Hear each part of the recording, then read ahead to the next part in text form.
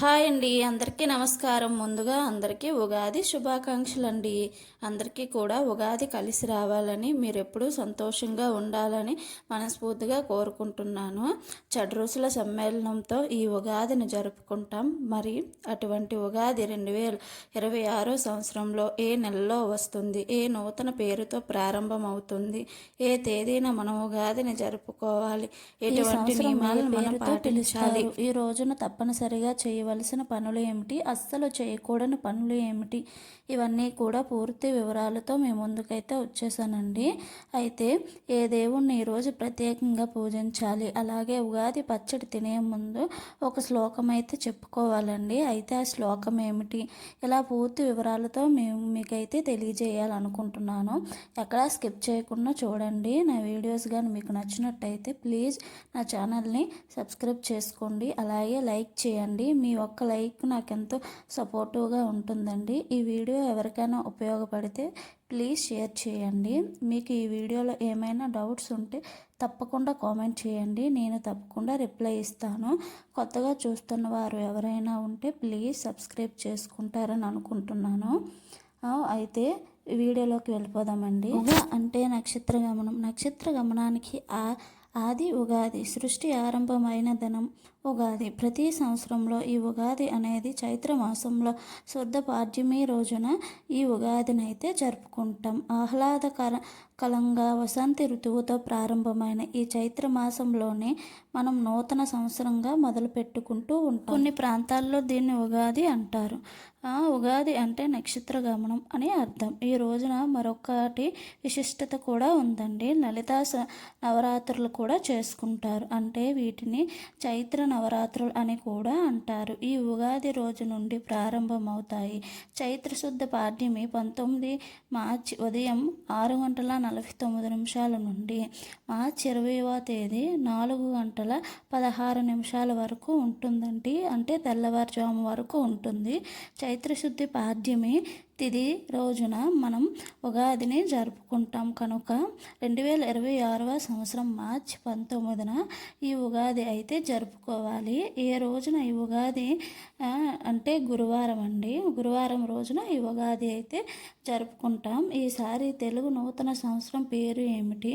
శ్రీ పరాభ నామ సంవత్సరంగా మొదలవుతుంది. ఈ పేరు మనం సంవత్సరం అంతా కూడా పండుగలకి జరుపుకుంటూ ఉంటాము. స్వస్తి చంద్రమానేన ఉత్తరాయణ వసంత ఋతువు చైత్ర మాసం శుక్లపక్షం చైత్రశుద్ధ పాడ్యమి. ఈ రోజు మనకి ఉగాది. షడ్రుచుల సమ్మేళనం అంటే 6 రుచుల కలయికతో ఉగాది పచ్చడిని చేసుకుని తినటం, ఇష్ట దైవాన్ని పూజించడం, పంచాంగం శ్రవణం చేయటం, ఇదంతా కూడా ఉగాది రోజున చేసుకుంటాం. తీపి, వగరు, పులుపు, కారం, ఉప్పు, చేదు ఇలా 6 రకాలు అయిన రుచులను ఈ ఉగాది పచ్చడిని సేవించడం వల్ల మనం జీవితంలో వచ్చే సమస్యలను ఎదుర్కొంటూ ముందుకు సాగిపోతాం అని అర్థం. మామిడికాయ, కొత్త చింతపండు, బెల్లం, వేప పువ్వు ఇలా వీటితో చేసుకునేది ఉగాది పచ్చడి. ఇలా చేసుకున్న పచ్చడిని తయారు చేసుకొని మనం ఇష్టదైవాన్ని లేదా కులదైవం మనం ఎక్కువగా ఇష్టపడతాం. ఆ ఇష్టదైవానికి నిత్య పూజా మందిరంలో సింపుల్గా పూజను చేసుకొని ఈ ఉగాది పచ్చడిని నైవేద్యంగా పెట్టుకొని దాన్ని ప్రసాదంగా స్వీకరించాలి. ఈ ఉగాది పచ్చడిని తినటం వల్ల మనకు మంచి ఆరోగ్యం కలుగుతుంది. ఈ ఉగాది పచ్చడి ప్రతి ఒక్కరూ కూడా తింటే మంచిదండి. ఈ లక్ష్మీదేవి అనుగ్రహం కూడా మనకైతే కలుగుతుంది. లక్ష్మీదేవిని పూజించేటే కూడా చాలా మంచిది.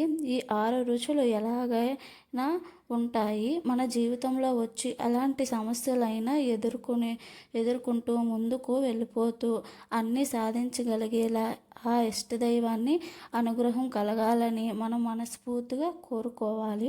బ్రహ్మ ఈ చైత్రశుద్ధ పాడ్యమి రోజున సృష్టిని నిర్మించడం ప్రారంభించారంట. ఈ రోజున బ్రహ్మదేవుడి నుండి వేదాలను దొంగలించి సోమకుడు అనే రాక్షసుడిని విష్ణుమూర్తి మత్స్య అవతారం ఎత్తి ఆ రాక్షసుడిని చంపి మళ్ళీ తిరిగి ఆ వేదాలను బ్రహ్మకు ఇచ్చారు అని చెబుతారు. అంటే ఈ రోజున మత్స్య అవతారం కూడా ఆవిర్భవించిన రోజుగా ముందుగా కూడా చెప్తారండి. అయితే ఈ ఉగాది రోజున ఈ దేవుడికి పూజ చేయాలి అని ఏమీ లేదు. మీకు ఇష్టమైన దైవానికి అయితే పూజ చేసుకోవచ్చు, వారికి పూజలను చేసుకోవచ్చు. ఆ రోజున ఏదైనా ధర్మబద్ధమైన కోరికను కోరుకోవచ్చు. కుటుంబం అంతా ఆరోగ్యంగా ఉండాలి, ఎటువంటి ఆకలి బాధలు ఉండకూడదు అని కోరుకోవాలి. అందరూ సంతోషంగా ఉండాలని కోరుకోవాలి. ఎవరైనా కష్టం వస్తే వాటిని ఎదుర్కొనే ధైర్యం, ఓపిక ఇవ్వాలని కోరుకోండి. అయితే ఈ ఉగాది రోజున తప్పనిసరిగా చేయవలసిన పనులు అనేవి ఉన్నాయి. ముందుగా మనం ఏ పండుగ చేసుకున్నా ఇంటిని, పూజా మందిరాన్ని అయితే శుభ్రం చేసుకుంటూ ఉంటాం కదండి. అయితే ఈ ఉగాది రోజున కూడా అందరం ముందుగా ఇంటిని, పూజా గదిని అయితే శుభ్రం చేసుకోవాలి. ఉగాది రోజున తప్పనిసరిగా అందరం అభ్యంగ స్నానం చేయాలండి. అంటే శరీరానికి నువ్వుల నూనె పట్టించి తలకు స్నానం అయితే చెయ్యాలి. చాలా మందికి ఈ డౌట్ అయితే వచ్చి ఉండొచ్చు, అంటే కొత్త బట్టలే వేసుకోవాలా అని. అలా ఏమీ లేదండి. మీ దగ్గర కొత్త బట్టలు ఉంటే వేసుకోవచ్చు, లేదా ఉతికినవి చినిగిపోకుండా ఉంటాయి కదా, అలాంటి బట్టలు వేసుకొని ఇష్టదైవానికి పూజ చేసుకోవాలి. పంచాంగం వినాలండి, ఉగాది పచ్చడిని సేవించాలి. ఇవన్నీ కూడా తప్పనిసరిగా చేయవలసిన పనులండి.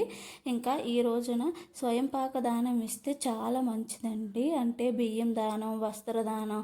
ఇప్పుడు వచ్చేది వేసవికాలం కదండి, ఎక్కడైనా చలివేంద్రంలా పెట్టి ఒక్కరోజైనా మజ్జిగ కానీ నీళ్లు కానీ ఇలా దానం చేస్తే చాలా మంచిదండి. ఈ ఉగాది రోజున మన ఇంట్లోనున్న బూజులను అస్సలు దులపకూడదండి. చిరిగిన బట్టలు వేసుకోకూడదు. ఎవరికి కూడా అప్పు ఇవ్వకూడదు, అప్పు తీసుకోకూడదండి. అలాగే జుట్టు కత్తిరించకూడదు, గోళ్ళు చేయకూడదండి. మనం ఎవరితోనో గొడవ పడకూడదు, ఎవరిని తిట్టకూడదండి. ఆ తర్వాత పంచాంగం వినాలండి. పంచాంగం అంటే మంచిది. పంచాంగం ఎందుకు వినాలంటే గ్రహబలం, మంచి చెడులు, జాతకంలో గ్రహస్థితులు ఎలా ఉండబోతున్నాయి, వాటి ప్రభావం మన జీవితంలో ఎలా ఉండబోతుంది, ఇవి తెలుసుకోవాలి. ఆదాయ వ్యయాలు అనేవి పంచాంగం వినడం ద్వారా తెలుసుకుంటాం. ఈ రోజు నుండి లలిత నవరాత్రులను కూడా చేసుకుంటాం. అంటే ఉగాది స్టార్ట్ చేసి శ్రీరామనవమి వరకు జరుపుకుంటూ ఉంటారండి లలిత నవరాత్రులు. అయితే ఉగాది పచ్చడి సేవించే ముందు చెప్పుకోవలసిన శ్లోకం అయితే ఒకటి ఉందండి.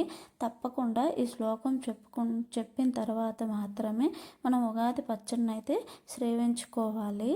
ఈ శ్లోకం ఏమిటంటే, సదాయ వజ్రదేహాయ సర్వసంపత్కరాచ సర్వారిష్ట వినాశాయ నింబకం దళభక్షణం అనే శ్లోకం అయితే తప్పనిసరిగా అయితే మనం పచ్చడి చేసుకునే ముందు అయితే చెప్పుకోవాలండి. ఇలా చెప్పుకున్న తర్వాతనే ఉగాది పచ్చడిని అయితే సేవించాలి. శ్లోకానికి అర్థం ఏమిటంటే, ఉగాది పచ్చడి సేవించినంతనే దేహం వజ్ర సదృశ్యమై సర్వ అరిష్టాలు తొలగిపోయి సర్వ సుఖాలు కలగాలి. మేము ఎన్నో రకాల జీవిత సమస్యలతో బాధపడుతూ ఉంటాం. ఓ అశోకమా, ఈ మధుమాసంలో చిగురించి కలకలలాడుతున్నట్టు మా జీవితంలో కూడా సుఖ సంతోషాలు, ఆనందాలు కలగాలని మనస్ఫూర్తిగా కోరుకుంటున్నాం అని ఈ పచ్చడిని సేవించాలి. ఆ దైవానికి మనస్ఫూర్తిగా నమస్కారం చేసుకోవాలి. ఇష్ట దైవానికి పూజ చేసుకొని మనం చేసిన పచ్చడిని నైవేద్యంగా పెట్టుకొని తర్వాత మనం అయితే దాన్ని స్వీకరించాలండి. మరి అందరికీ డౌట్ అయితే వచ్చి ఉంటుంది కదా, పూజా గదిని ఇంటిని ఎప్పుడు శుభ్రం చేసుకోవాలని. 16వ తేదీలోపు మనం అయితే ఇంటిని, పూజా గదిని శుభ్రం చేసుకుంటే మంచిదండి. ఎందుకంటే 18వ తారీఖు అమావాస్య కాబట్టి తర్వాత 17వ తారీఖు మంగళవారం అండి. మనం మంగళవారం, శుక్రవారం మనం ఇంటిని కానీ పూజా రూమ్ని కానీ శుభ్రం చేసుకోం కదా, అందుకే 16వ తారీఖు లోపు మనం అయితే పూజా రూమ్ని, ఇంటిని శుభ్రం చేసుకుంటే మంచిది. అయితే ఈ మనం ఉగాది రోజు ఎప్పుడు నుంచి ఎప్పటి వరకు ఈ పూజ, మార్చి 19వ తేదీ ఉదయం 6:52 మొదలు పెట్టుకుని మధ్యాహ్నం 11:47 మధ్యలో ఎప్పుడైనా ఈ ఉగాది పూజ అయితే చేసుకోవచ్చు. ఇది శుభముహూర్తం అండి. ఇప్పుడు చేసుకుంటే చాలా మంచిది. ఎవరికైనా ఇంకా ఏమైనా డౌట్స్ ఉంటే నాకు కామెంట్ చేయండి. మీ డౌట్స్ అన్నీ క్లియర్ చేస్తానని అనుకుంటున్నాను. నా వీడియో మీకు నచ్చినట్టయితే లైక్ చేయండి, మరి కొంతమందికి వీడియో షేర్ చేయండి. తప్పకుండా మీరు నాకు సబ్స్క్రైబ్ చేస్తారని నేను అనుకుంటున్నాను. ప్లీజ్ లైక్ చేయండి, సబ్స్క్రైబ్ చేయడం మాత్రం మర్చిపోకండి.